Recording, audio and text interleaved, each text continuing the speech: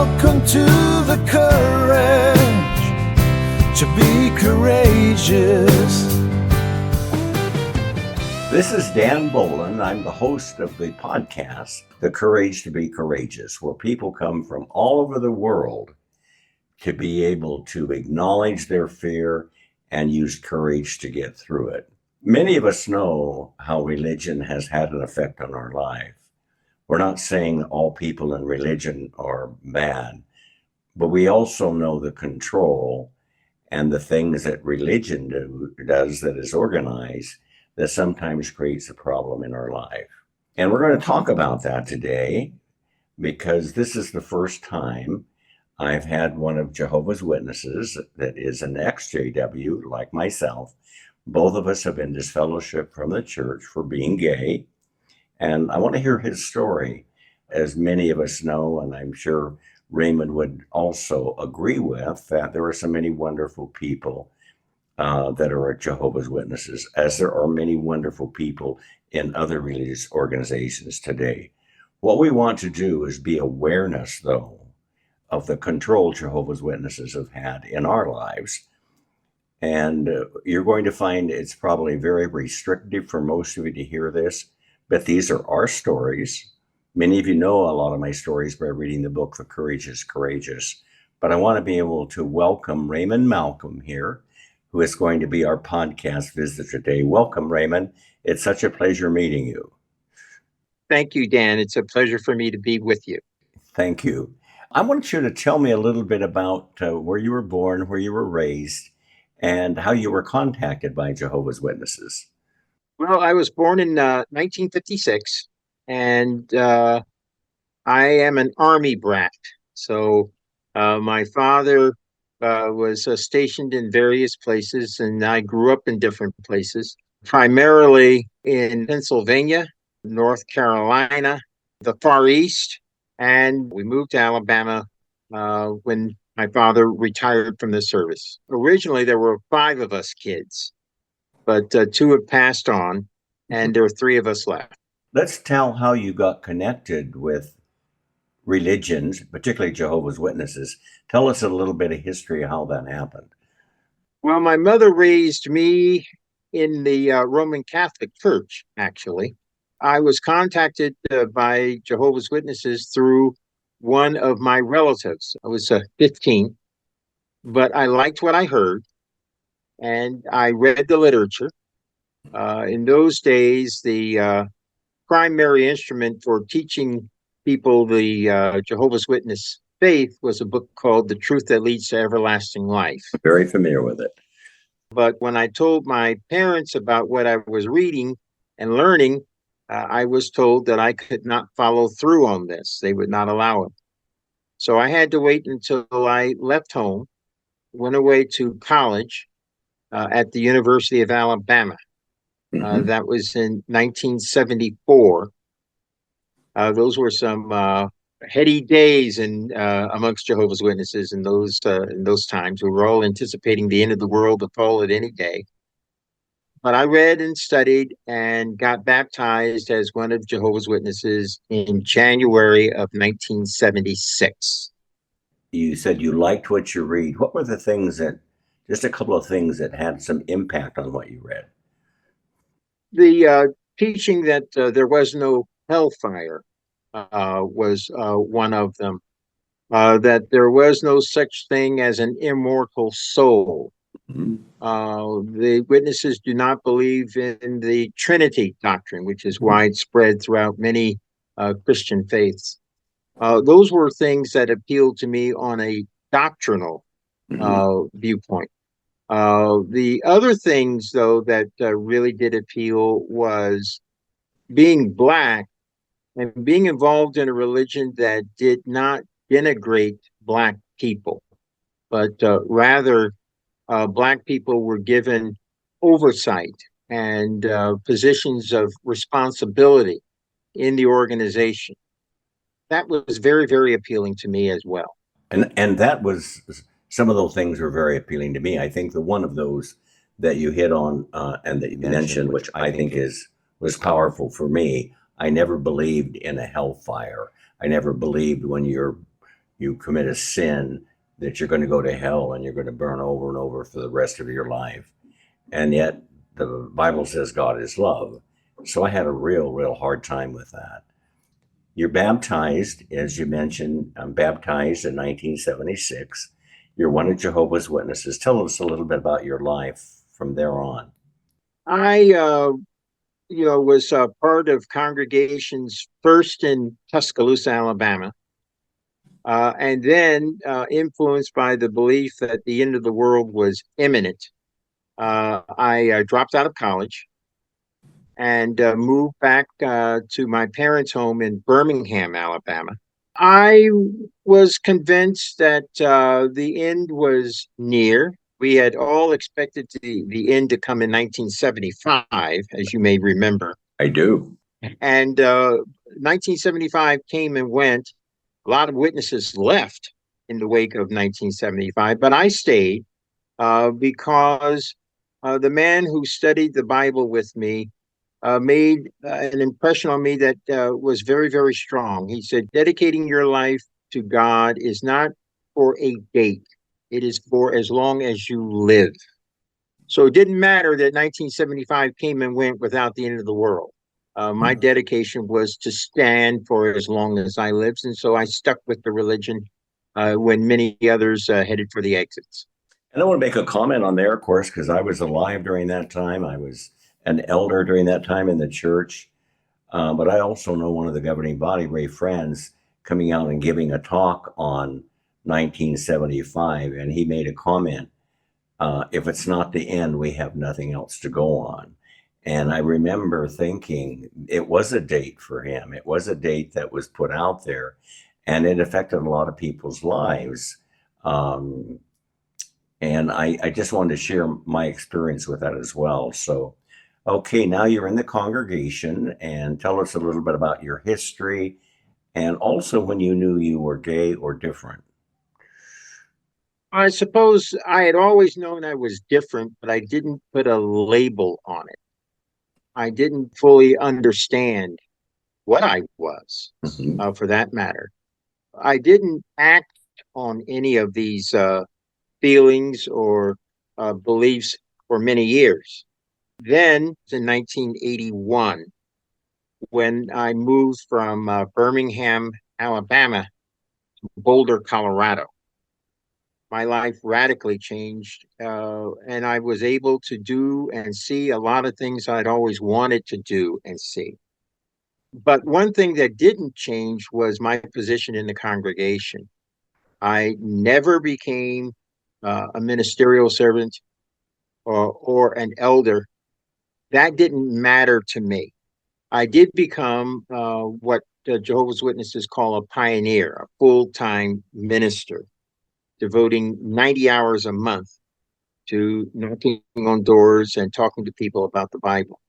And I did that for 2 years. That was something I actually enjoyed, particularly living in a town like Boulder, Colorado, with the university there. And not just the university, but the fact that many people in Boulder are highly educated. Many have advanced degrees, they have a master's, or they have a PhD. And so when you went to their doors, you better know what you were talking about, because there were people who were ready to question, to challenge. So I had to be on my toes. But I liked it. I appreciated it. And I liked the people in Boulder. It was a wonderful town to live in back then. So let's talk about the time you knew you were different. When did you put that association with being gay? When I finally realized what being gay meant, which for people who aren't gay, perhaps they think that means, oh, well, you just want to have sex with men. No, Uh, no. For me, it was the attraction, the knowing that if I ever had a life partner, that life partner was going to be a man. It wasn't that I didn't like women; I did, and there were many women I knew that I liked and even loved. I didn't fall in love with any of them. It was in Boulder where I met a man in the congregation, actually, who was already married. But it turns out that, like so many gay men, he had gone on ahead and married anyway. This was the right thing to do. This was the way to be happy. It wasn't until we met each other that we found ourselves falling in love with each other, which was completely different. And so both of you were Jehovah's Witnesses. You were baptized. He was married. Did he have children? He had two young sons. Okay. So how did you know, or how did it become evident to you and him that you were obviously going way beyond what is accepted in the organization?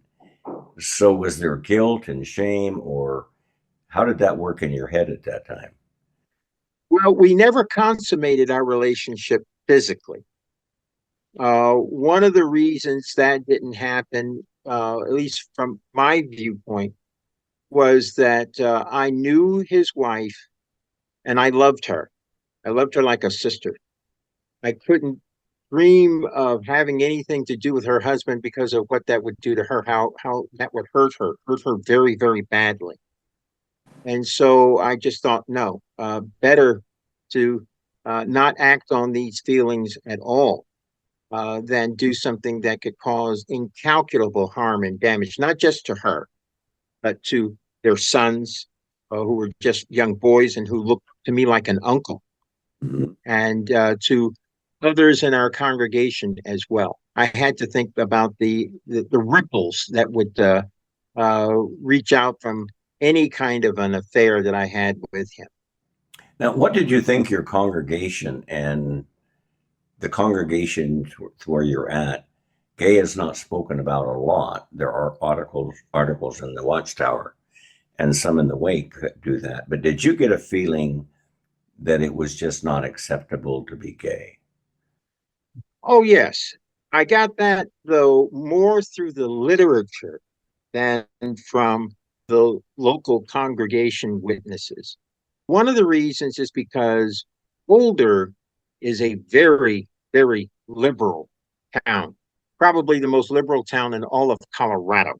The entire atmosphere in the town was very, not just tolerant, very friendly towards gay people. And I think some of that rubbed off on the local witnesses. So you never heard the ugly and terrible kinds of speech and expressions from the local witnesses. I didn't, but that all changed when I stopped attending the congregation I had originally associated with in Boulder and moved to another one. This one was different. And when I finally decided I was tired of being celibate and wanted to experience fully what being a gay man meant, that was not tolerated. I was summarily disfellowshipped. I still believed in the Watchtower literature that promoted all kinds of false ideas. That there is no such thing, for example, as a person who is truly gay. All of us are really straight, but that straight person is struggling to get out in the case of gay people. And if we would only concentrate on the right thing and be involved in the congregation and pray a lot, pray the gay away, and all these things would change. Well, that didn't. I saw that that didn't. So when I went to the elders, though, and told them about having gay experiences, I had expected that, well, they're going to help me. They're going to help me be straight. They're going to help me get that way. They did anything but. All I heard was condemnation, how spiritually sick I was, that I posed a danger in the sense that I could contaminate the congregation. God would withdraw his spirit from the congregation if nothing were done. And so, no, I was summarily disfellowshipped. So you didn't get the help you wanted, but what you really got was condemnation of who you are authentically. Yes. That's exactly. Now, before we move on, I want to make one comment about this married person that you guys fell in love. He had a tragic end. Tell us about that. We were friends for 5 years. And then Tom committed suicide. I was years grieving his death and his loss. I still miss him. When I, though, approached him in the last year of his life and asked him to consider going to the elders in the congregation for help with whatever was bothering him, he summarily refused, told me that I should never, ever say that to him again, that he would never talk to these elders. They weren't going to be any help to him at all. They had no interest in helping him. It was a week after we had that conversation that he killed himself. He and his wife had separated at that point, and I think Tom was struggling with what direction he wanted to take his life, and would I even be a part of that? What could we have done, or what would we do as a couple? Would we want to live that way? This was the mid '80s, and so nothing like it is today. Where, not saying that a decision like that is easy to make, but it's a lot easier now than it was almost 40 years ago. We didn't have same-sex marriage, of course. You couldn't even declare yourselves to be domestic partners. Nothing like that. That still is intact as it's ever been. It's the outside the organization that we've made progress. Inside the organization, I do not see progress. No, there hasn't been any. The hostility towards LGBTQ people is still very, very much present in the organization. One of the feelings that you have to deal with is self-loathing and self-hatred. You read it in the literature about how we're deserving of nothing more than death, what a danger we pose to others. They spread the lies and the propaganda that we're all sex mad and think about sex only, wholly, and all the time. And so when you read those things and you're not sure about how you should feel about yourself, the emotions that you have oftentimes are negative. And I think with Tom, they became overwhelmingly so. The shame they put on us is so huge that we sometimes wonder, why am I even living? Why am that? I'm shamed. Shame eats the core of who you are. You can be guilty for something you've done, but shame eats who you are. And I do believe, in my estimation, Jehovah's Witnesses organizationally puts a tremendous amount of shame on people that are gay. And organizationally, they have done a lot of damage. And I think that was reflected in his refusal even to talk to the elders. And then I had to reflect back on what I was told, what was said to me during my meetings with them. It was hardly ever positive or compassionate. I got the feeling that, yes, there was pity, but as Tom once put it, it was pity mixed with contempt, not compassion.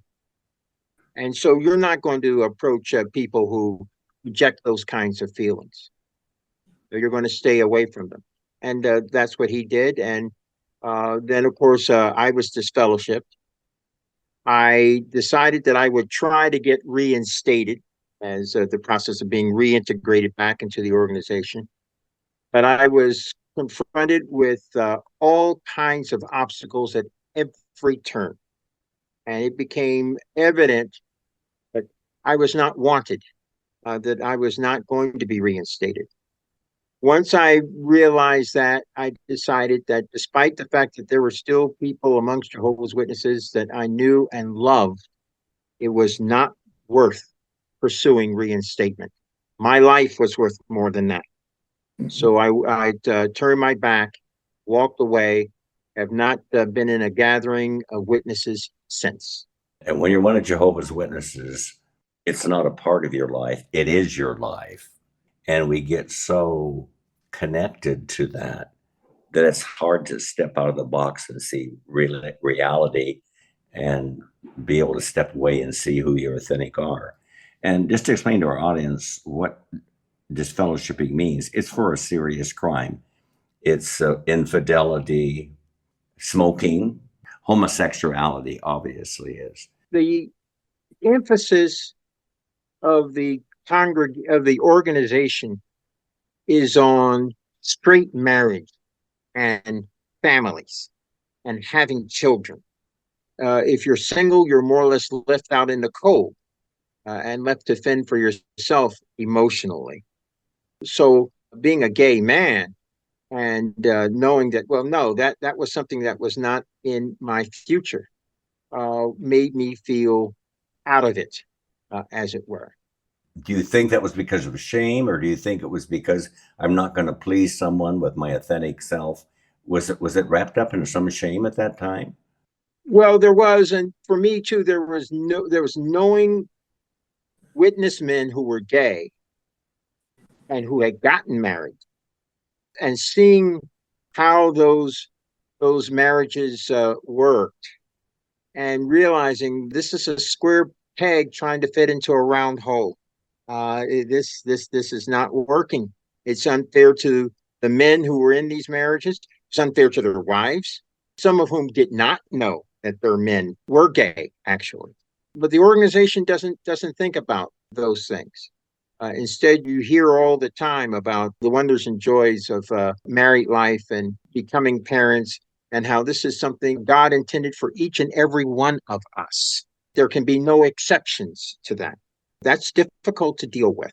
I think this is an example what organized religion has done to be able to damage not only LGBTQ people, but all of humanity. They've done a lot of things to damage them. Hellfire is one. And so I really understand what you're saying there as well. I think also realizing that you're different, you're caught in the organization. It had to be a hell of a burden for you to bear, Raymond. What enabled me to finally walk away was remembering what Jesus Christ said. Amongst witnesses, you hear the expression, where else would we go?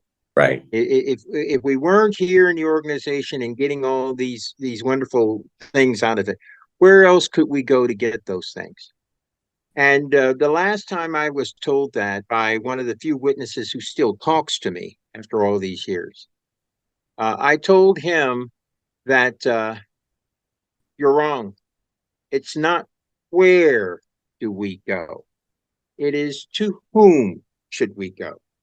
Jesus pointed to himself. I am the way, the truth, and the life. He did not point to an organization. He did not point to a church.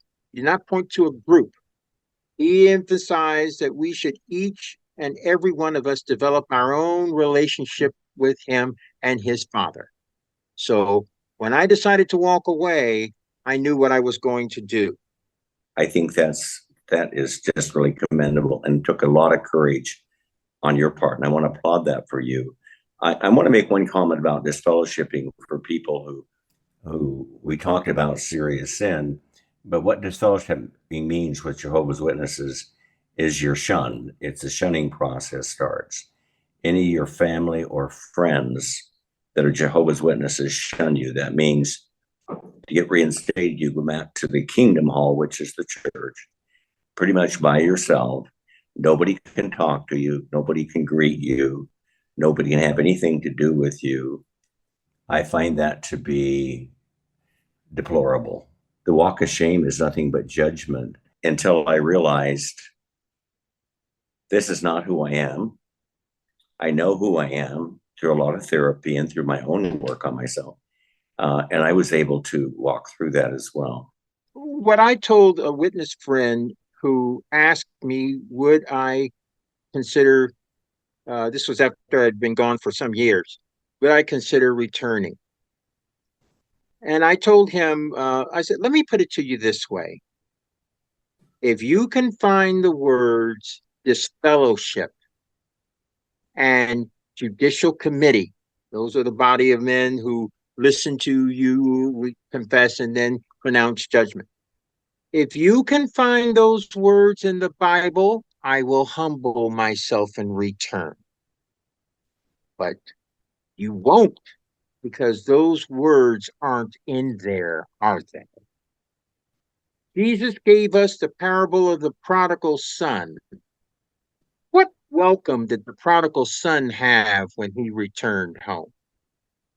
He shunned. The No. people were people told to turn their backs on him, have nothing to do with him? Far from it. They had a feast, dancing, music concert. They rejoiced. And when his brother refused to take part, father had to tell that brother, no, we are going to rejoice because this brother of yours who was dead has come to life. We had to enjoy ourselves. What a complete opposite of what the Watchtower has taught its adherents to do.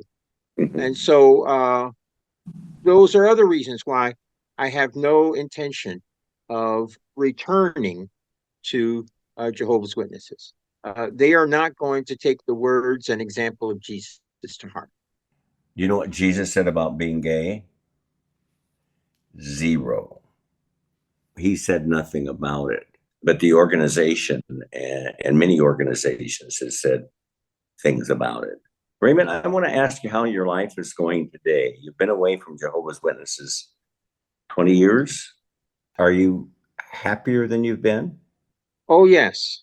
I'm happy because I'm free to be me.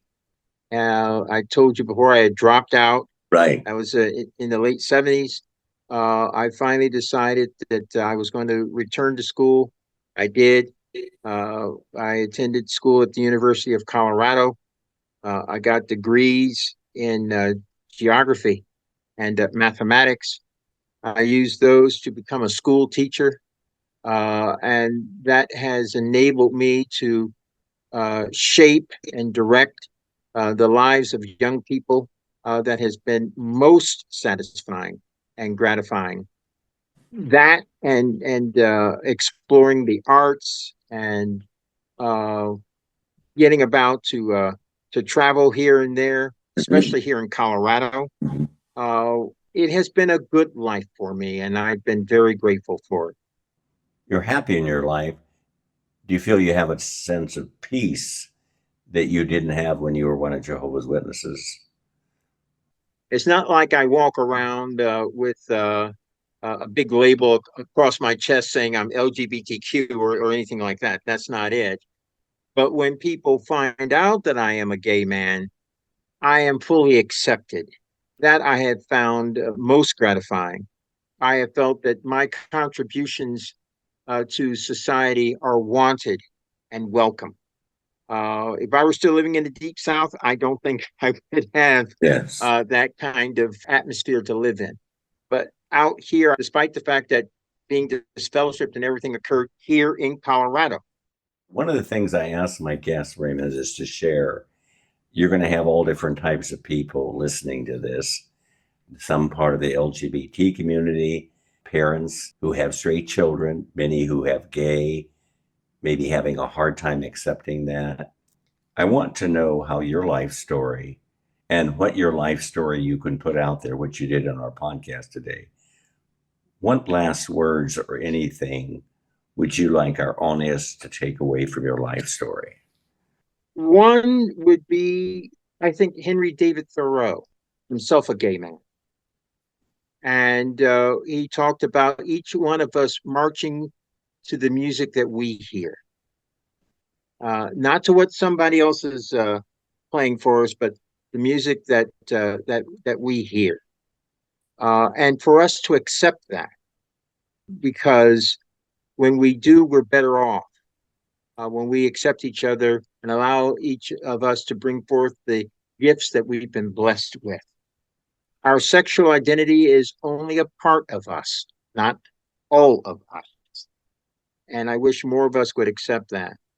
The other is from my favorite author, J.R.R. Tolkien. And very, very simple statement. that one of his characters made, but I've adopted it as a motto of sorts. I go my own way.